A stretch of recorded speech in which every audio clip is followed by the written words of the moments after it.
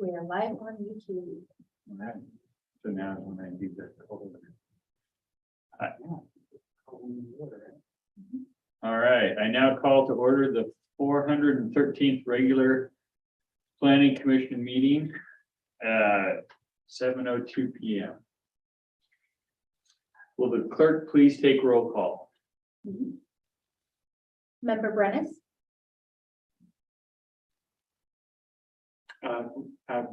Randall Brennis is an excused absence. he's online. Or are you there, Randall?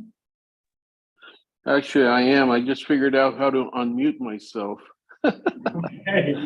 I'm sorry. I thought you were gonna be gone, so. My No, apologies. no, and that's correct. I thought I didn't know if I was gonna be able to make it, but I was able to make it, so I'm here.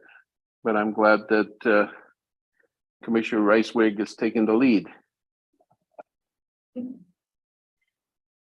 Commissioner Alvarado, Present. Commissioner Dawson, Present. Commissioner Everly, Present. Commissioner Wagner has asked to be excused, and Commissioner Reiswig. Present. We do have a quorum. Did anyone submit a public comment in advance? No. If anyone in the actual or virtual attendance would like to speak, please raise your hand now. We have no attendees. We will now move on to the consent agenda consisting of our consent agenda. Are there any items that anyone would like removed from the consent agenda?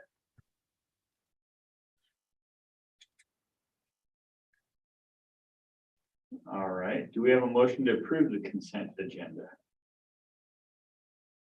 I just have a quick correction on my last name. Just is missing an L in the documents. Not a big deal, but just make for that correction. And with that, I'll make a motion to approve the consent agenda.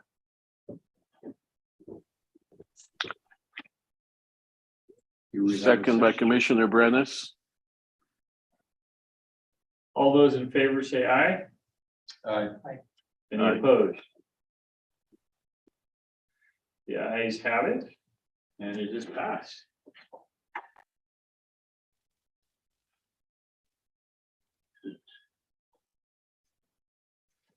Should take me up on that hard copy.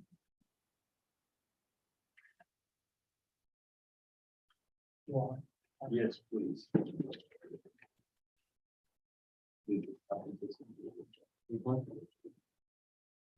He's there.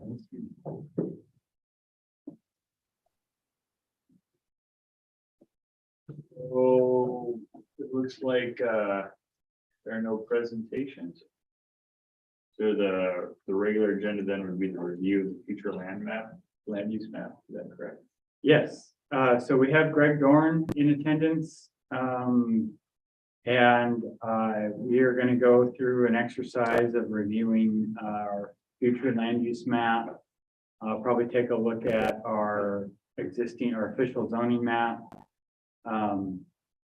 And I think Greg has some suggestions, and so with that, I'll open it up to Greg. Great. Thank you, John, and members of the commission. John, it says that my video is not authorized. I don't know that my video is necessary, but it is, I think, apparently blocked out at your end. I think I will also note for the record that I would like to know Commissioner Alvarado's photographer, because the picture that he has posted for himself looks great.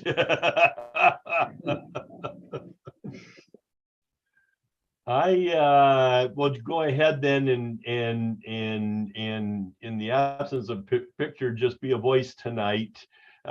Commissioners, this is to introduce an agenda item that will be on future agendas and we'll discuss, I suspect, in several meetings. But to refresh our memories, the future land use map is a map that is included in the comprehensive plan. And that map depicts the preferred land use and development pattern in the city, and demonstrates how the city is going to grow and how it's going to accommodate the population and employment growth that's projected for the city. And John, I can, if I'm authorized to share, I can put the map up on the screen, or you can do it on your end. I think we're authorizing you to share now. Okay. We're good. Let me see. Okay, then let me share. Yes. Okay. So, so this is a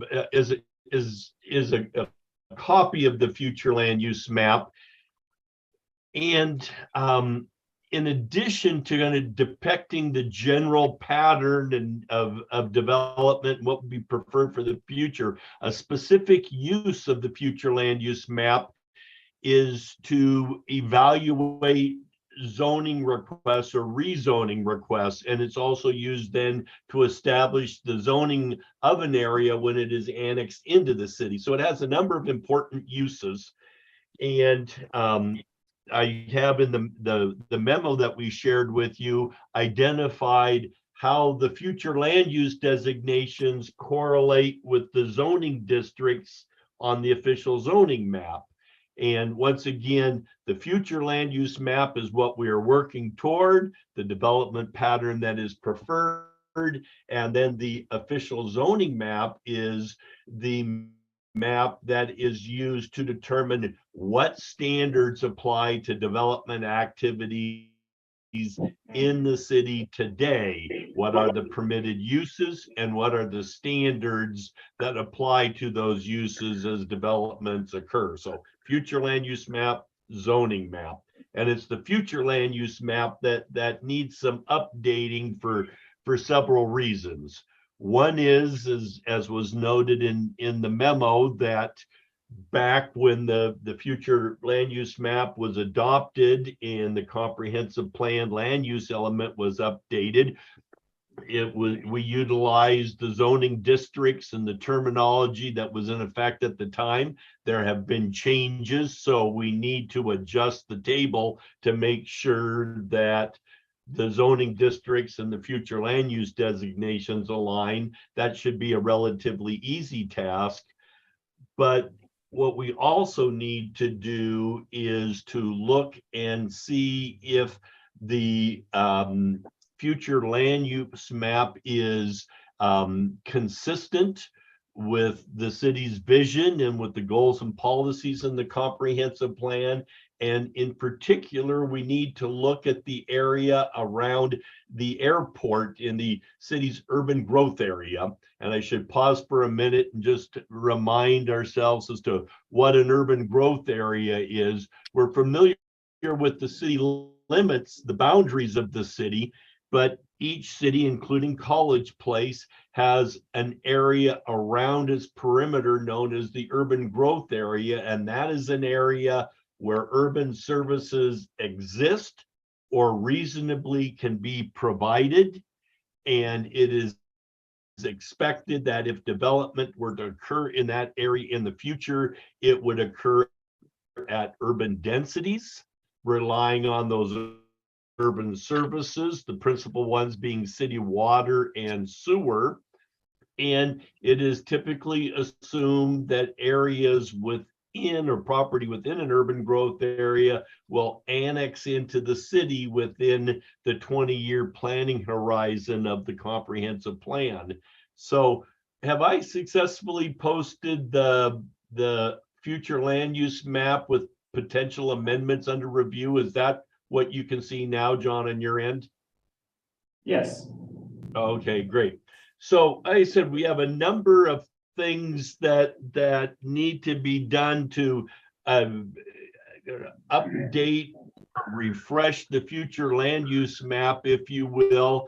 And knowing that we are going to be moving toward a major update by 2026, some of these kind of housekeeping matters will be important to attend to, so we have some clear policy direction to utilize and to draw upon as the city is having discussions with the county.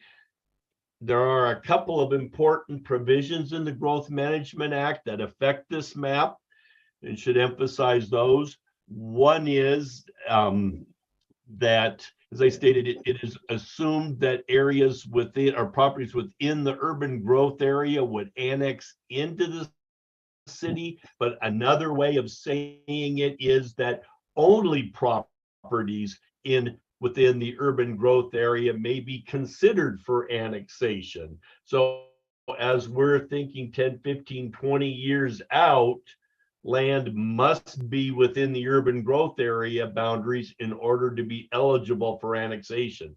So we need to think about that provision of the Growth Management Act. The Growth Management Act says that the city's comprehensive plan and future land use map shall be consistent with neighboring jurisdictions, which would include the city of Walla Walla and Walla Walla County. And then a very, very important provision says that only counties may set urban growth area boundaries, but as they set those boundaries, they must be set in consultation with cities. And one of the particular reasons why we need to be visiting this map now is we had a relatively unusual set of circumstances transpire in the past several years, and it resulted in an instance when the county did not approve a request from the city to amend its urban growth area boundaries, which is relatively rare, and then went ahead and approved an area that the city said was a very low priority.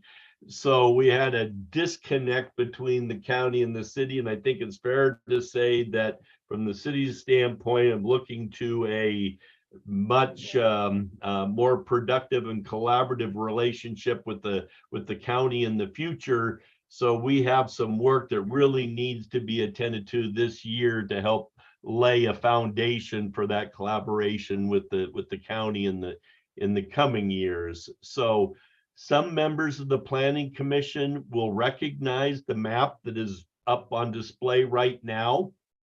It's a working draft that we previously discussed and then kind of set aside for a while, and now we're going to come back to it again. And there are several provisions that I'm going to just touch upon, and then we'll circle back for some more discussion. As I mentioned, there have been some areas where the city has acquired property in the past several years. And so the comprehensive plan, the future land use map, needs to be amended to bring those areas into the city. That's one item. As I mentioned, this nearly 200 acres out near the airport, which under the county comprehensive plan is designated as light industrial and was previously designated as light industrial under the city future land use map.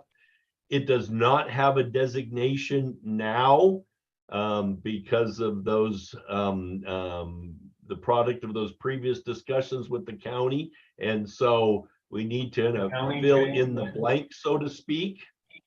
And we have some, yes. Greg, there's a question. Okay, Greg, yes, thank you. I think you alluded to it, or the section there in orange that had the light industrial, it is no longer that way, and that was something that the county recently changed. No, that was it is still light industrial on the county's map. The city had removed the light industrial designation from the city's map because it was coupled with the request to remove that area from the city's urban growth area. The county did not remove it from the urban growth area, and so it was left undesignated on the city's map. So we need to go back and fill in the blank. I got you.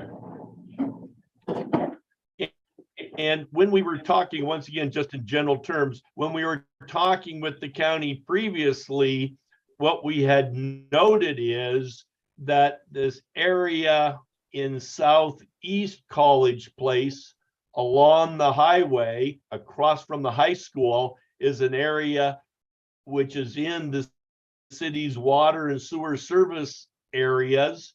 The city has made improvements to the water system on this side of the highway at the request of the state to help correct a situation involving a failed well, and has the ability to extend sewer service. So the city had previously discussed with the county highlighting this as an area that would be a part of the city in the future. And that's where the disagreement with the county came.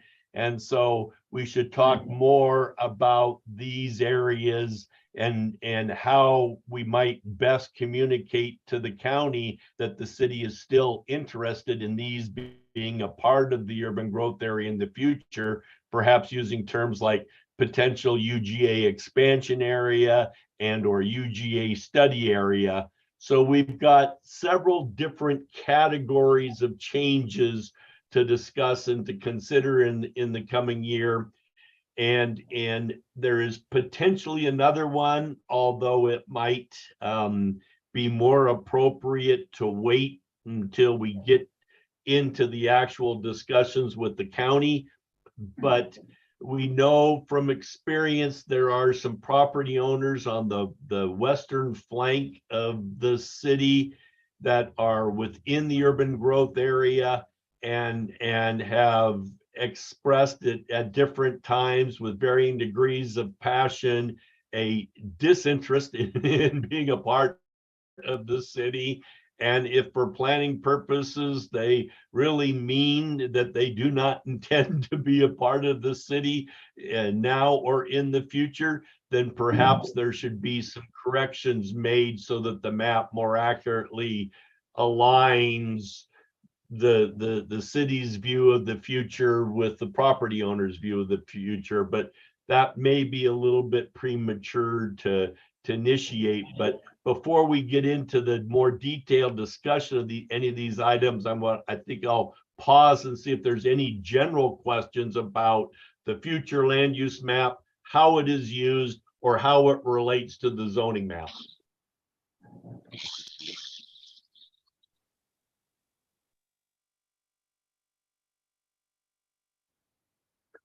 This is The Commissioner actual- Alvarado.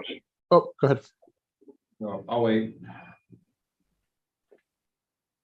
Yeah, this is Commissioner Alvarado. Just a quick question. I did notice a change from the current one to the one we have now. It does seem to fill in a lot of the donut holes or small kind of areas that's were left white. I'm curious if there's any opposition to that, or if that's you know, right? Yeah, I see those the white white donut holes. Is that currently not part of the city, and that's something that we're wanting to add into the city? And if so, is there opposition to that, or just curious how that occurred over time?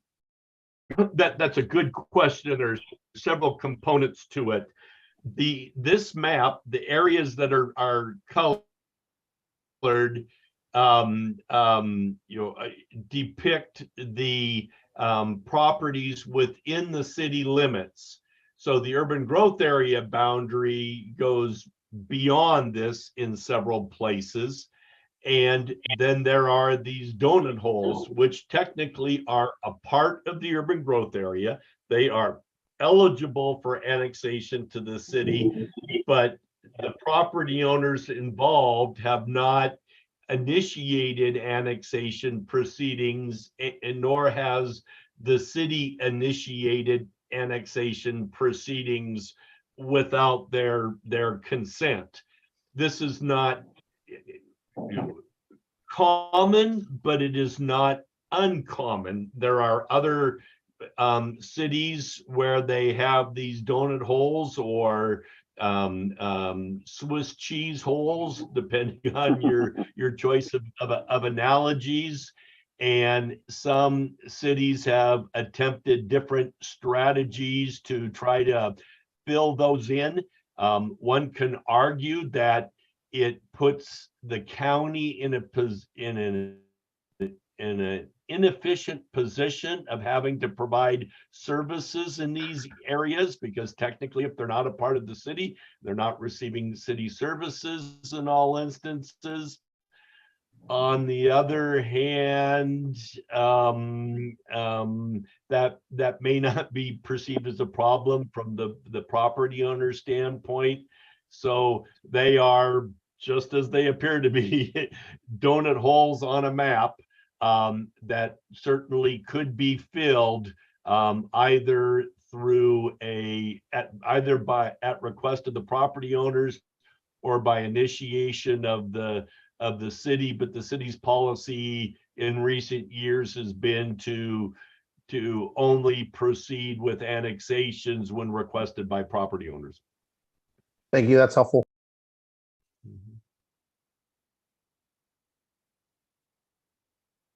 So the commissioners, the assigning future land uses to properties that the city has acquired is really going to more of a technical adjustment than anything, and is not particularly problematic, even if it didn't occur, because there's still a way of dealing with all that.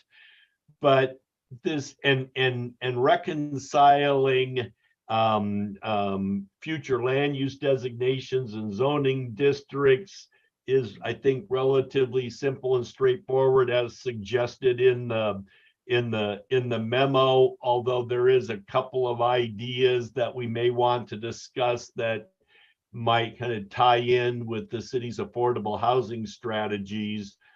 But one area in particular is this area around and including the airport. It was when the future land use map was last updated, the long-standing owner of the airfield still owned the airfield. And in recent years, that property has now changed hands. And the new owner of the property, which is by profession a property developer that owns and operates wineries in the Walla Walla area, and owns and operates some light industrial properties near the Walla Walla airport. He hasn't expressed any specific development plans for this land. And but for a second case of COVID that I got 3 days after my first case, we would have met with that developer today and hopefully have learned more about his plans. So we will follow through on that meeting and hopefully have something to report at your future meeting. But this property, which is 200 some acres, the vast majority of it is now owned by Mr. Corliss, but not all of it is. There are a couple of parcels on what would be the south side or back side of the airport that are not owned by Mr. Corliss.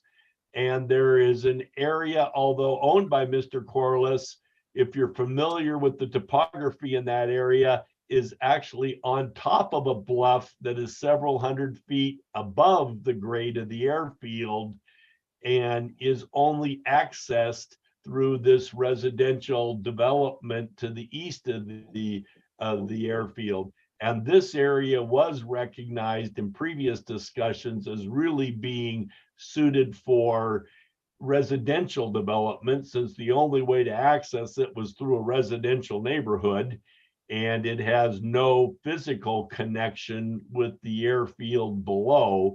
So there appeared to be a consensus around that, but that leaves this big question here of what to do. And the city had it as a matter of policy adopted several policies calling for the protection and continued operation of the airfield. But that may or may not be consistent with the plans of the current property owners. So this is really the focal point.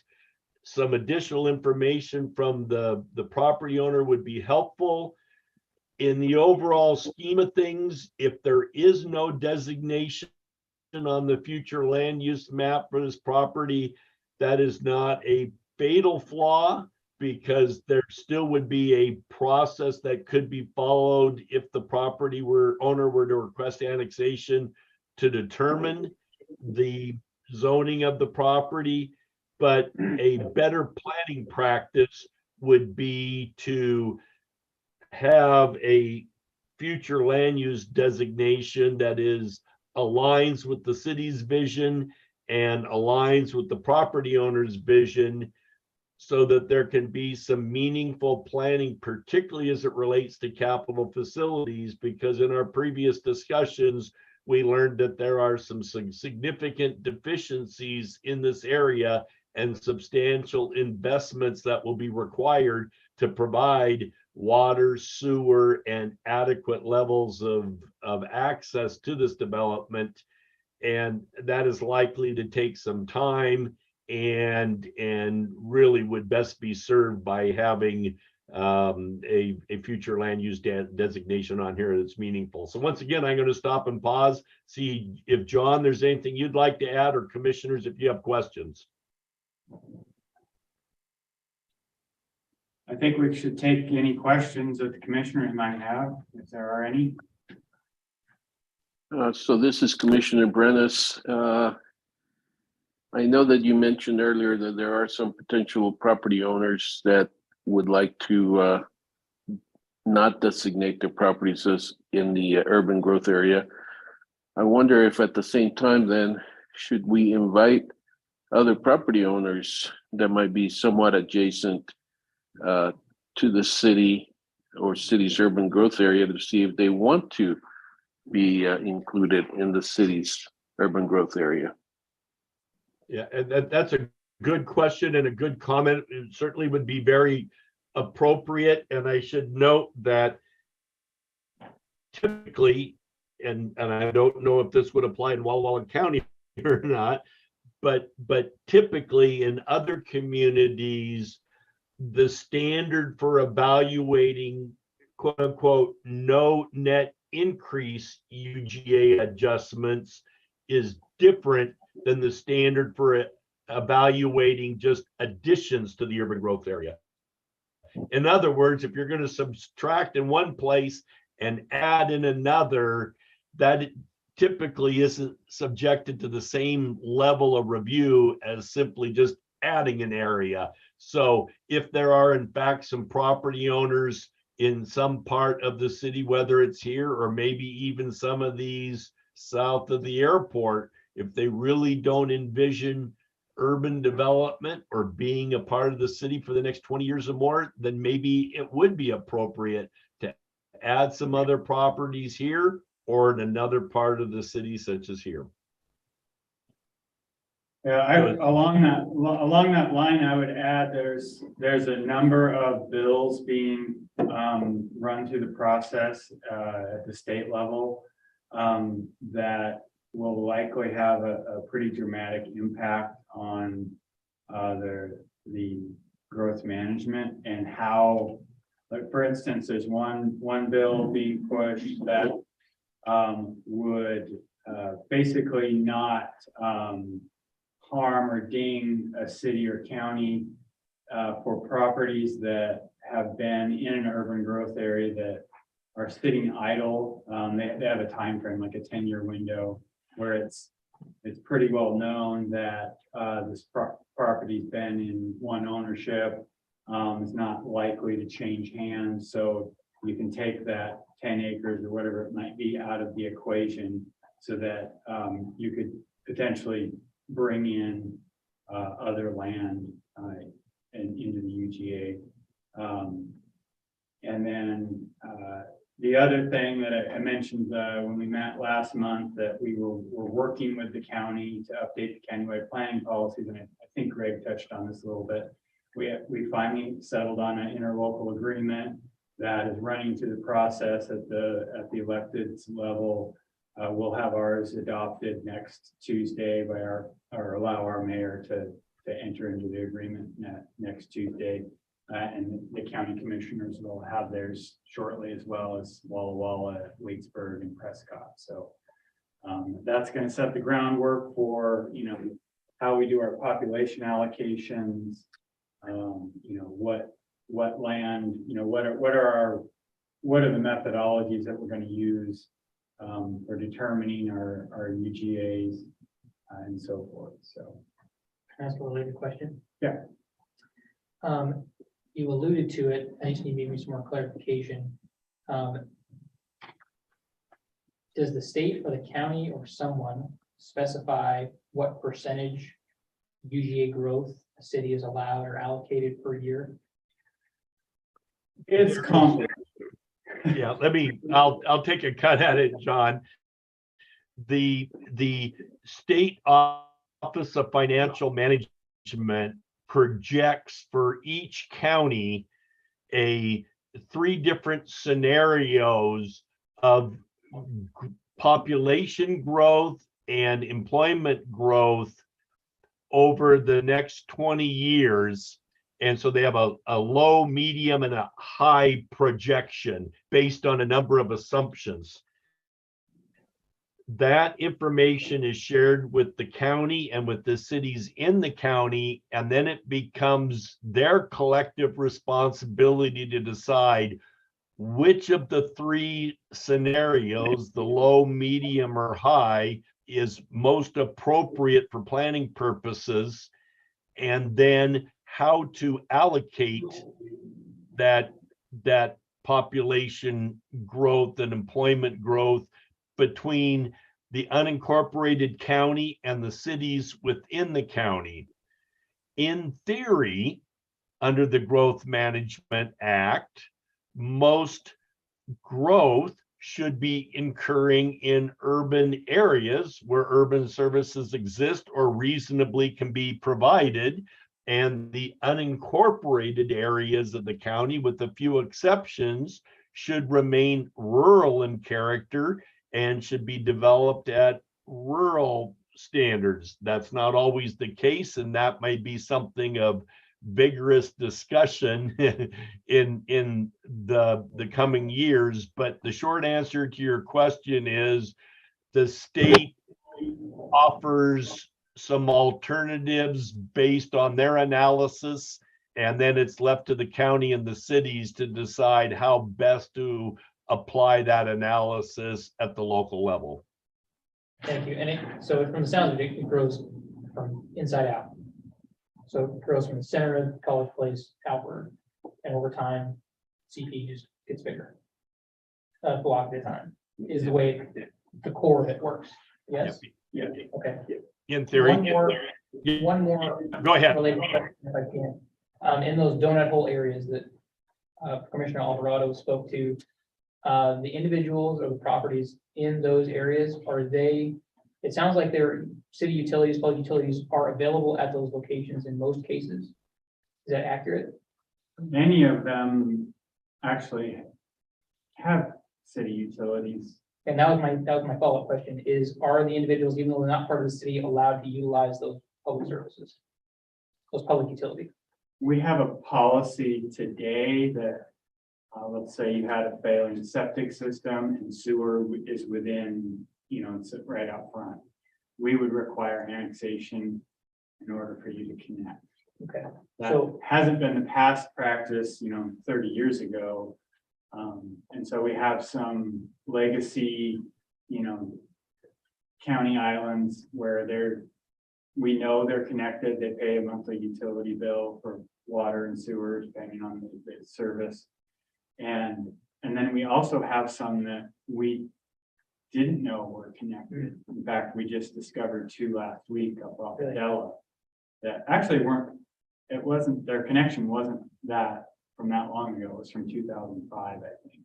Hmm. 2004, so. That just slipped through the And cracks. so that one Okay. just slipped through the cracks, some, so.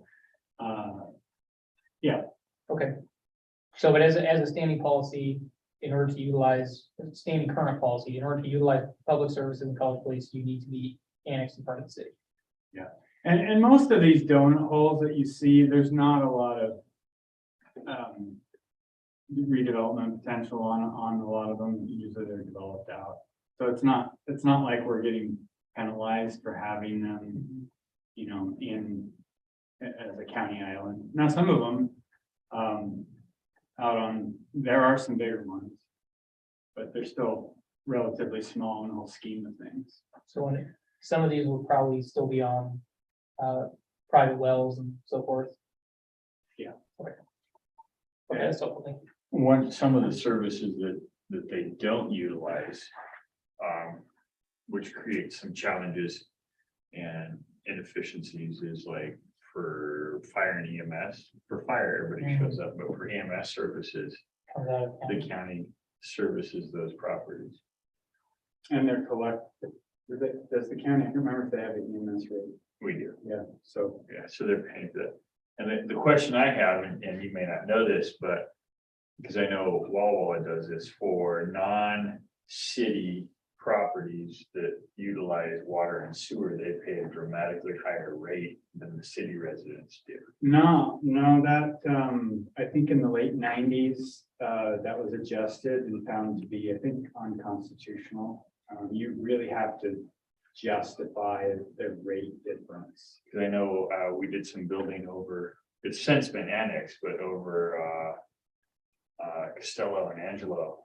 And it was in the county at the time, and the connection fees and the service fees were double. That was about 2007.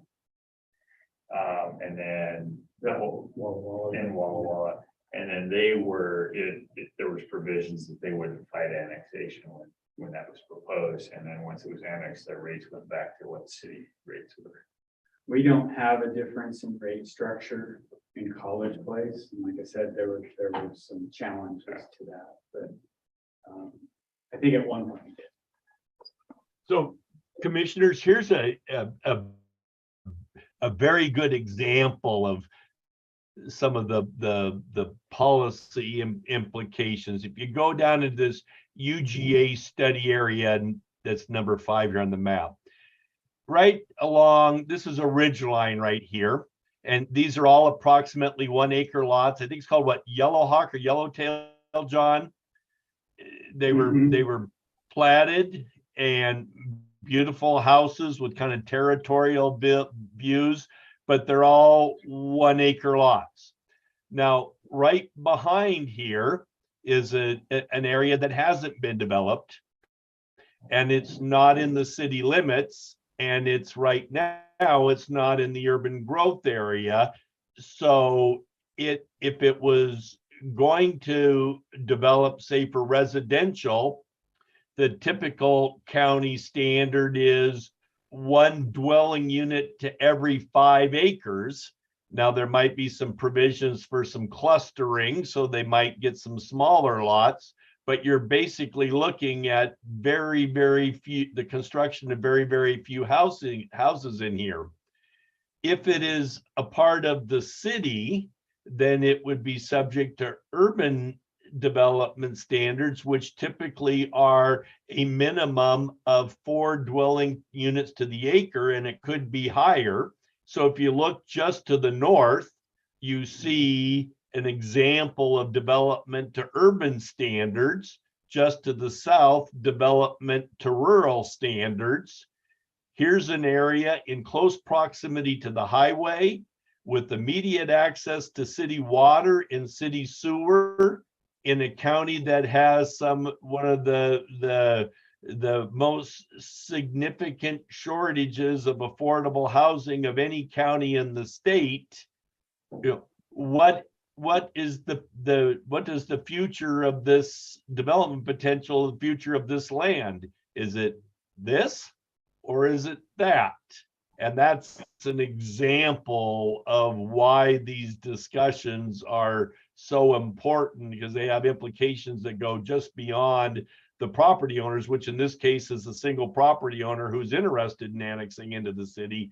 But in terms of the development potential and the potential to meet a critical need for housing in the community, you can immediately see two different scenarios.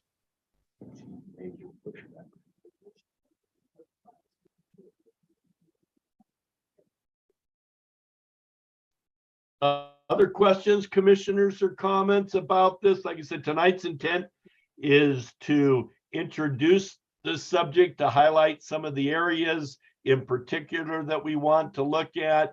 We know that we need to have some additional consultation here.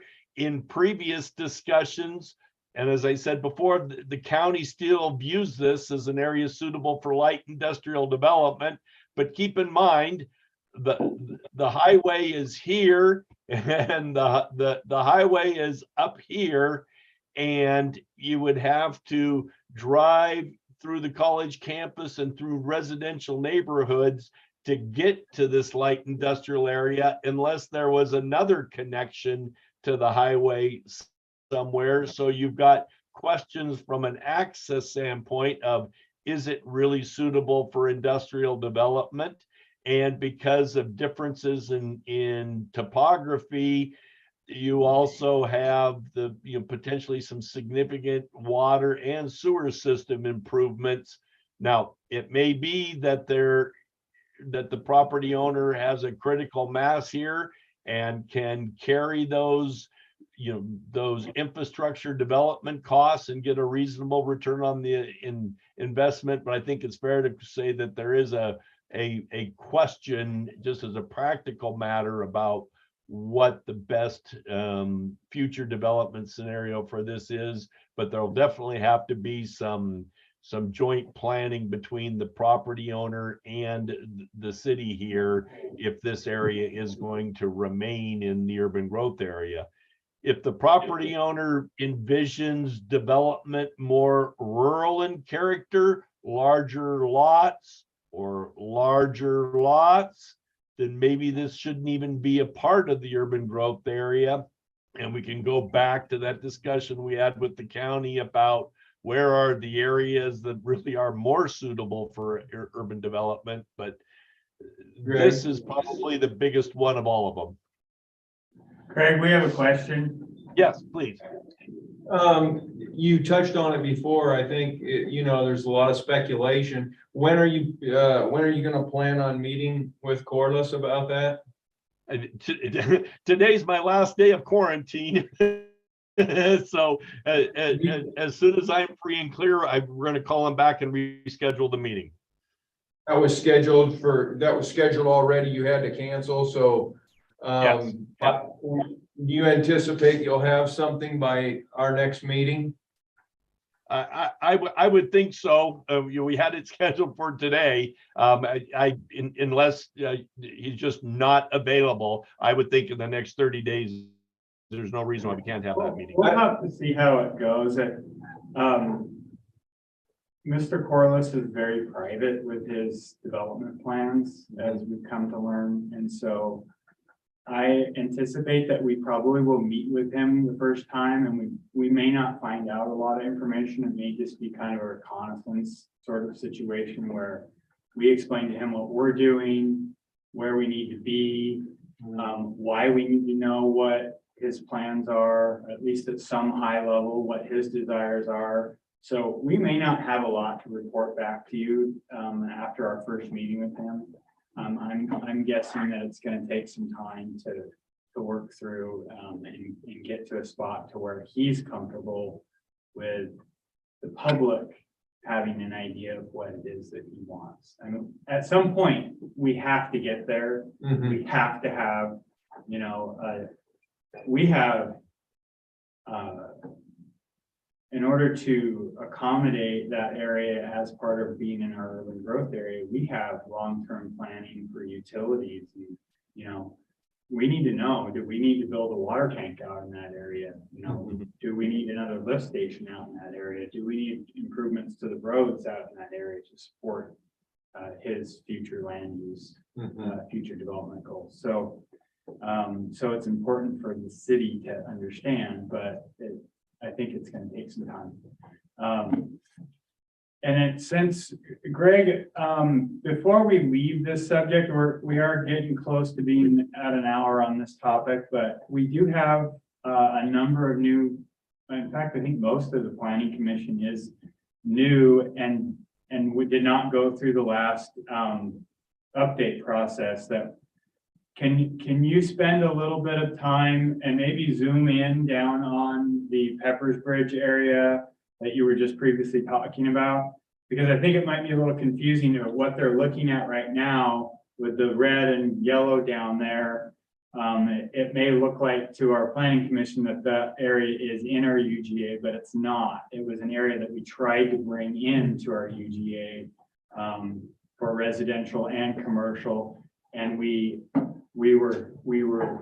took the approach initially to do a swap. The prior landowner of Martin Airfield, Martin Cheney, had agreed to pull that area out of the UGA because it had been designated as light industrial for almost a, 15, 20-year period, and nothing was happening.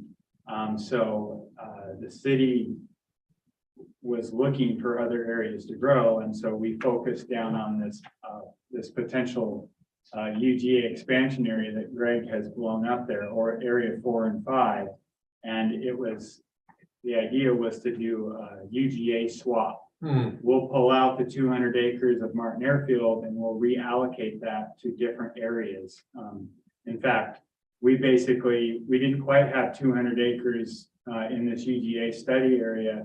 We were going to set aside another, 20 or 30 acres in a basket, basically for another area that we might apply it to at a later date. So, Greg, do you want to add anything to that, to that expansion area? Yeah, so this area, which is east of the highway, numbers 4 and 5 on the map, are not a part of the city's urban growth area boundary, as only the county can set that boundary. But this working draft of a map indicates from the city's perspective what logical revisions would be. And so the area that is in the red here would be logically added as commercial. Any property owner that owns property in this area now, and there are a couple of houses in here, they can continue to have, those residential uses until such time as they're ready to convert. But when they are ready to convert, it would be logical that relatively flat and relatively undeveloped land that's immediately adjacent to a state highway and across from the high school and other commercial areas would logically also be commercial. This area number 5 is a little bit more complex. This is a previous plat that was approved by the county. Most, if not all, of these lots have already been developed. And so one could argue that it doesn't make sense for that to be a part of the urban growth area. On the other hand, there may be some reasons to keep that as an option open, such as being able to connect to city water in the future should they have some problems with their wells. And there was a problem with the well up in this area earlier. This is the property that's probably really has the significant development potential, because it's relatively flat with good access. This area down here is, kind of tails off and is lower. And so it may not be as suitable for development. And this is a map. I can't enlarge the boundaries of this. Some that kind of have been looking way out into the future have said, boy, if you get across the old Milton Highway down here, there's some vineyards and some large pieces of property that might really be suited for commercial development. But that kind of really warrants some discussion with the county, because you could argue that you're really potentially encroaching into some prime agricultural land. So that's not out of the question, and this might be a bridge or a connection to that in the future. But I think it's fair to say, based on our previous, that this portion, which is immediately adjacent to an existing residential area that is within the city limits, that has access to city water and access to city sewer, would be a very appropriate area to look at. And maybe by further study, we might say, this all could, some or all of this could all drop out, and let's not muddy the water. But I think there's a real strong case in a community that is so desperate for housing that this is not an efficient development pattern as this is. I had a question, Ben. It seems like it continues to come up, the collaboration with the county kind of being the rubbing point on all this. Is there anything different or new that we're trying? I mean, is there a different approach to getting some traction on some type of compromise or solution based? Yes, and John alluded to that earlier. The county, College Place, and the city of Walla Walla have agreed to execute an interlocal agreement, and have agreed to look at countywide planning policies and specifically the methodology for evaluating the need to expand urban growth areas, because it appears that a lot of it was kind of driven by outdated formulas as opposed to kind of more, common sense views of things. So John, you're much closer than I, but I think that the agreement among the parties to re-examine the planning framework certainly suggests that if we go through those steps, there's a much greater potential for meaningful collaboration. Yeah, certainly, also, we have new elected leaders at the county level. And they're showing some initiative of moving forward more of a holistic, approach. And county staff has been, very engaged in developing the interlocal agreement, as well as the RFQ that's going to go out here shortly for getting on board with a consultant to update the countywide planning policy. So that is in the works.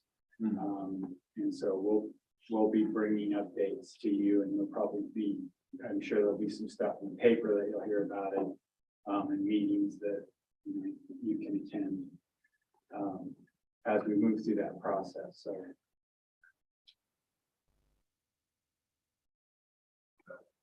Other questions from or comments from the commissioners?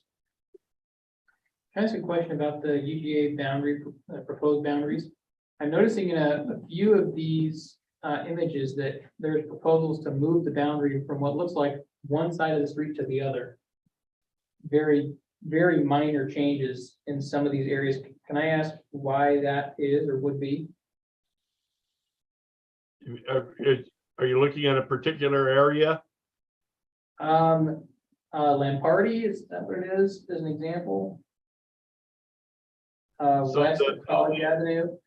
It looked like, at least on one of the maps that I received, it looks like they're proposing to move UGA across the street. The urban growth area does already come across the street here in this area. So the west of College Avenue there, Which map are you looking at? I'm looking at the official land use map provided as part of our agenda packet. This one.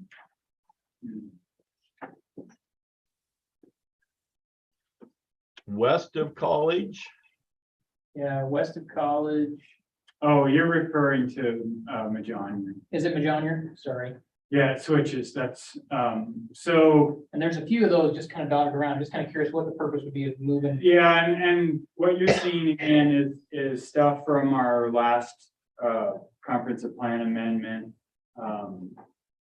And so like the Majonier Road, we desired to annex that roadway, so we had to have it in our. Oh, I see. Okay, So little tweaks like that. that makes you know, sense. So that just basically includes the roadway as part of the annexation Yeah, in those cases. so Okay. you can't annex area that's not in your UGA. So we had some of that down at the intersection of 125 and College Avenue. There was some oddities of where the city limit line fell, so we expanded our UGA. And so you got to remember too, is that this zoning map or this land use map that you're looking at it's outdated. It's current in that from when it was originally adopted as part of the comp plan amendment adoption process, but we have had some annexations that have taken place. For instance, Majonier Road is now in the city. We've annexed that, the highway portion. There's some other areas that I'm noting as I've been listening to Greg talk, that like, oh, this area, this map needs to be corrected here and there, so. So, because this map looks like it's on the date, this map looks like it's from 2018. How frequently does this map get rebuilt and The published? land use maps don't get updated very frequently. Okay. The I didn't even look at the date. zoning maps usually, once a year, sometimes twice a year, depending on what's going on, there might be tweaks to it. Updates happen when we annex properties. One thing that popped out to me, even though this was just adopted in this last winter in December, there's that development down off of 8th Street, Whispering Creek. That was annexed and is in the city, and it's still shown as a big county island. So, there's things that our maps are not perfect. Okay. Well, that's helpful information. Thank you. So John, at this point, we're going to continue to consult with property owners and do some more kind of analysis, and then this will be on future agendas for the planning commission. But going to your last point, zoning maps can be frequently amended and updated. This map can be updated no more frequently than once a year. So anything that might happen in 2023 will kind of batch up and carry it forward. And after some discussion within the planning commission, we will make sure that it gets out for public review and comment and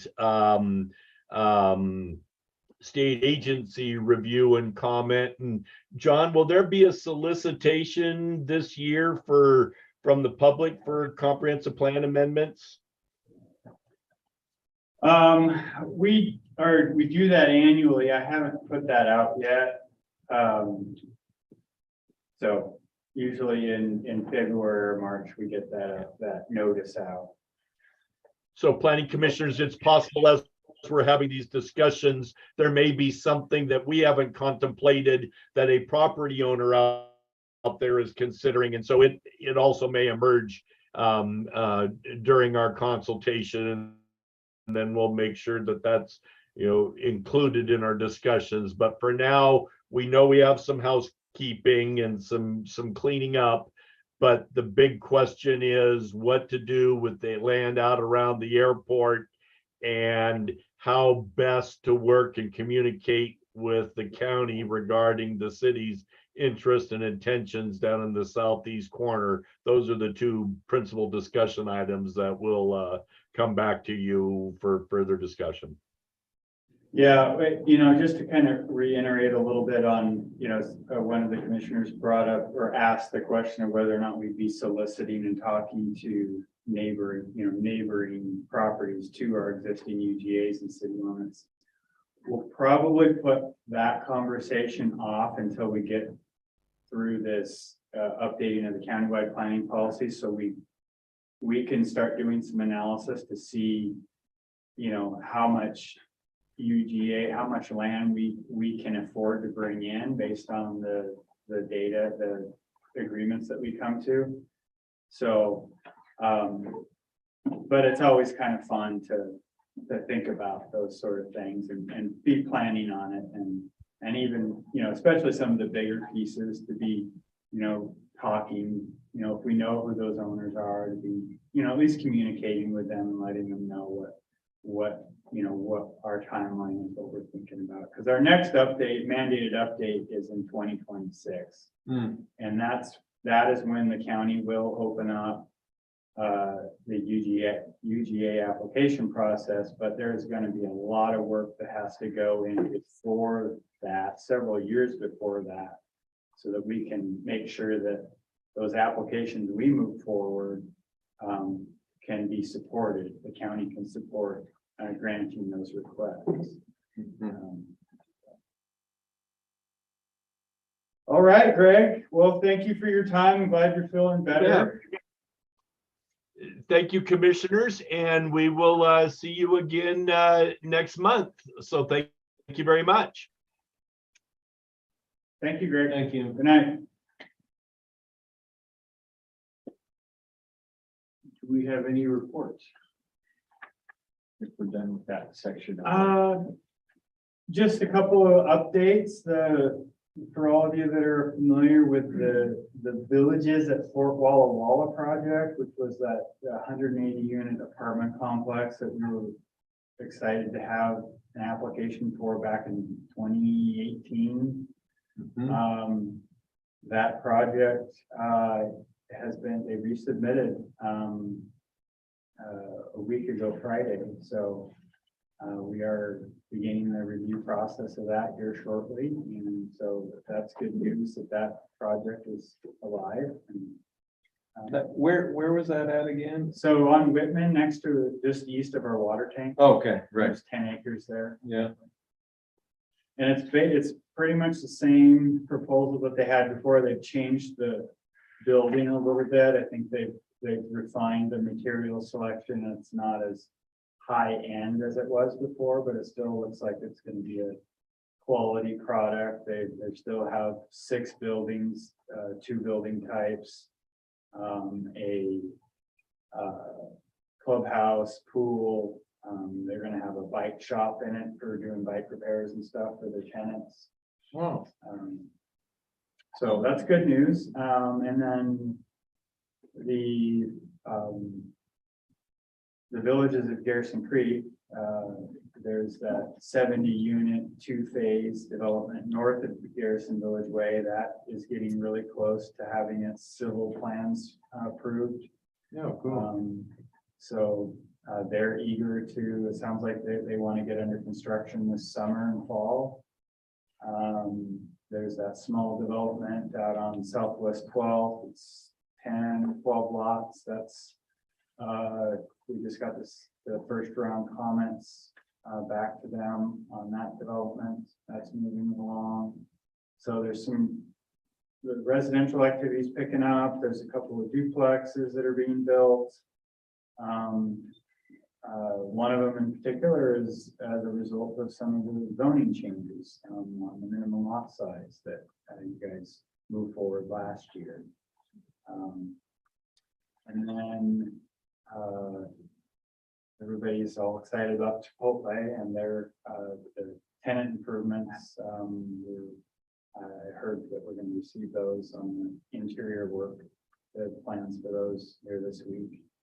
Is that in the old bank building? Yeah, the old Chase Bank building down off of Meadowbrook. The property owner is responsible for the exterior renovations, parking lot, some reconfigurations on the exterior, and then dividing that space into 2. And then there'll be a separate tenant improvement permit for the restaurant improvements. That's in the works. What about the Burger King? Burger King, so, I'm hearing and I've received some phone calls that a different franchisee is picking up that project. Haven't seen any sketches of the layout. I'm assuming that they're gonna probably use the same footprint, same building that had previously been submitted. There's a lot of easements on that property, so there's a really small configuration that they have to work around. Was this east of the highway, southeast of the highway? Yeah, just next to Apple. Yeah. So that, we'll see. I'm getting more and more inquiries on that from the development team, so Cool. that's promising. I think that kind of covers all the stuff, so it's busy. I forgot to mention the best 806 Vesper, which is a 3-story, 24-unit apartment building at 8th and College. That project is, I think they're in 3rd round review. We just got their 3rd round review comments back to them. So that's How many units is that one? I want to say it's 24 units. Oh, It's a 3-story project. you shared those last year, I think. Yeah, we had that project went through the incentive program that we have in place on College Avenue. Is that on the west side of College? It's on the west side, yeah, that empty lot. Used to have the people called it the Blue House lot. And then that's what, south of 8th, right there in the corner? Yeah. Was that gonna be kind of some mixed use stuff, and then it got all switched over to residential? Yeah, we tweaked the program, because we weren't getting any buyer in any activity on the mixed use part of it. So once we removed the mixed use aspect of it, we got an application. So it's all residential. You still can, do commercial it's a mixed use zone, but it's not, we don't Right. require a mixed use building anymore. Oh, sure. So that's, it'll look pretty urban. It's gonna be, the building's gonna be up front towards College Avenue with the parking in the back. Cool. So, yeah, I think it's gonna be a good fit for College Avenue. Small project, I noticed there was a public hearing for a property off in Maple. You aware of that? That was for we vacated a 10 by, I don't remember the length, 70 or 100 feet long strip of right of way that we no longer needed. Okay, back to the property. We went to the, yeah. Okay.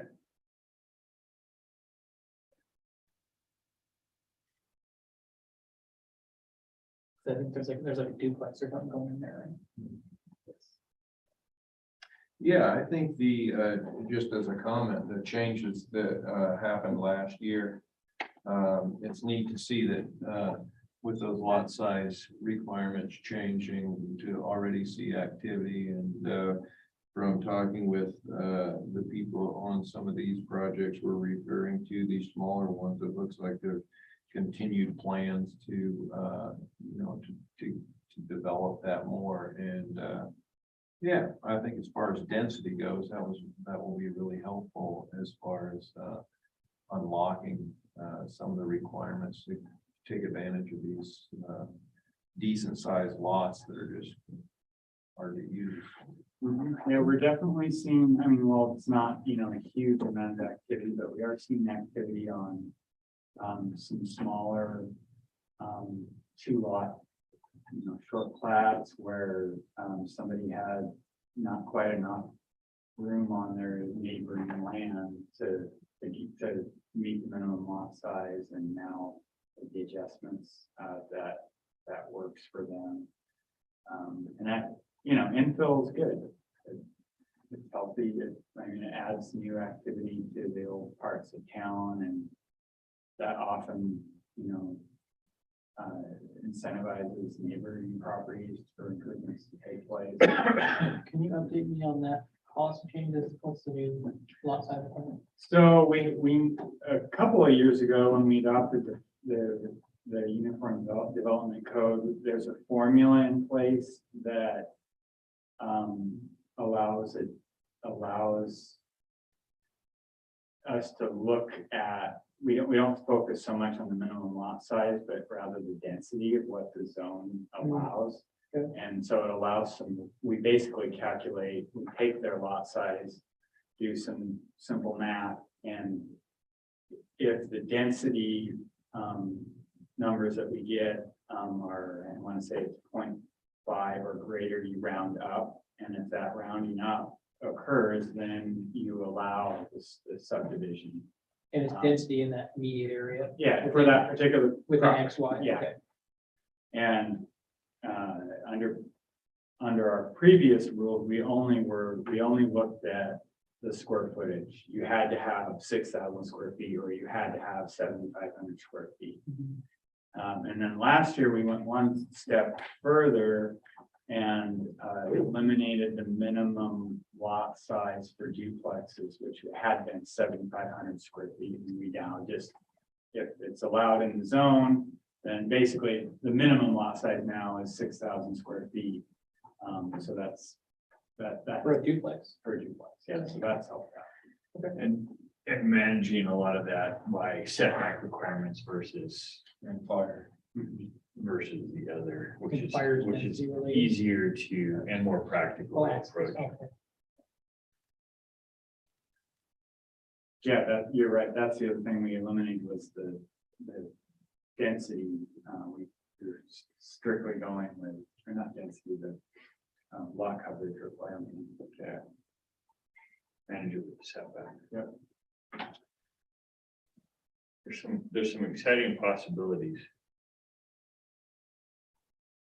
If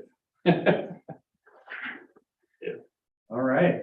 Well, any other business, that's all I have to report. any closing items from anybody? Well, if not, does anybody want to make a motion to end the meeting? Conclude the meeting? Motion to adjourn. And that was by whom? Alvarado. Do we have a second? Haverly, second. If there's no objection, the meeting is now concluded. That's 8:14. All right. Thank you, everyone. Yes, good evening. Good evening, everyone. You can have the sheet back, Randall. Never want it again. Good thing it's laminated. Causes rule. Yeah, I can imagine intense pushback. That's a lot. Well, there was, yeah, I mean, they were, the reason why they were included to begin with is the way the Hair Brothers platted that property, that they have that big open field area, well, it's connected to the open space. And so there was no way logically, because you can't just exclude them. You have to go by legal descriptions and stuff, so they have to include all of it. And I think